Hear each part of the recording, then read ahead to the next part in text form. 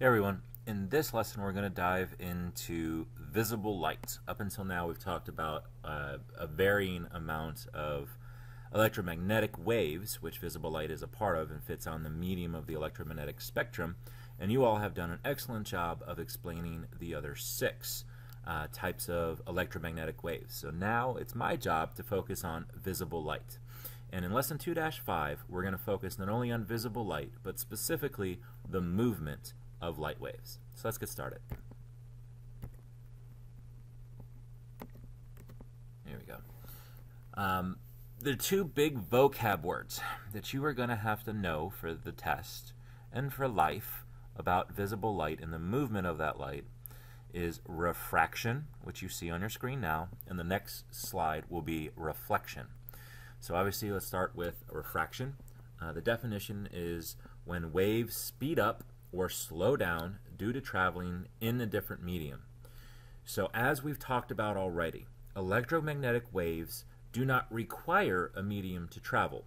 The reason this is they are actually made up of tiny little subatomic particles called photons.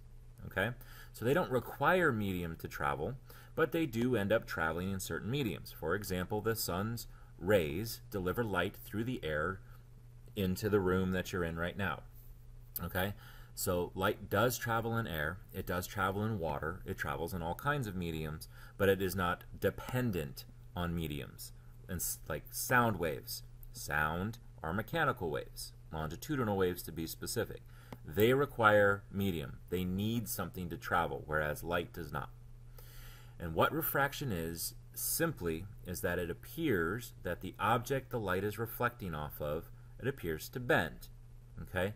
If you take an example of the image on your screen now, you see a big bucket of water and a ruler in there. It appears that this ruler is bent. It's not, it's just a straight ruler.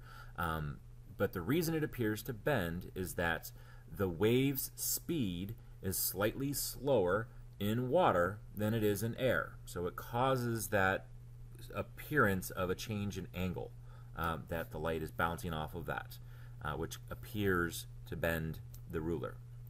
The object on the right is two glasses with clear liquid in them. Your brain is probably telling you that these are two glasses with water in them because typically water is what is in a glass. That is clear liquid anyway. This is not the case, because if it were, we would not have an explanation as to why the straw appears to bend parallel with each other on the left and perpendicular on the right. And that is because in the left glass is water, and in the right glass is rubbing alcohol. Okay? So again, the medium depends on how light refracts. Alright, and that's all medium has to do with light. So refraction, again, is just simply when waves either speed up or slow down due to the medium it's traveling through at any given time. Reflection is the next key term that you're going to have to memorize, is what happens when light hits a medium and bounces back at the exact same speed. And you'll see this in mirrors, specifically plain or flat mirrors, your stuff that you have in your bathrooms. The light source on the left, let's see if I can show this. The light source on the left is over here, all right? And it brings the light energy from the source to the mirror, bounces off or reflects back to your eye, and it appears that the source is on from the reflected light, all right? Because you'll see the actual reflection over here. So light just hits a medium and bounces back at the same speed. That is reflection. It reflects the light, creates a mirror image of that. Hopefully that's clear. So the difference between refraction and reflection is this. Refraction bends or appears to bend light. Reflection has that light bounce back at the exact same speed. Okay? Alright, so we'll skip that for now. And we'll talk about our Geek of the Week, Dr. Charles Kao. Dr. Kao is still alive today. He's an electrical engineer. He won the Nobel Peace Prize in 2009 for physics. Sometimes he is referred to as the father of broadband. You all love this guy, absolutely love this guy, and you have no idea why. Here's why. He invented that really fantastically awesome technology called fiber optics that allow you to have broadband signal. So for those of you who have home Wi-Fi networks, that physical internet signal that goes to your router, which creates the wireless connection, is all due to this guy. So you're welcome from this guy. Okay. So as far as stuff that you need to know for your tests on Dr. Charles Kao, is I would know that he is the inventor of fiber optics. Absolutely. He's sometimes referred to the father of broadband. So that would be the two lowest bullet points there. I would also know that he invented the principle of total internal reflection. And that's what we're going to talk about on this slide. But as far as the bit of info you need to memorize, principle of total internal reflection, Dr. Charles Kao. So what is internal reflection, or principle of total internal reflection?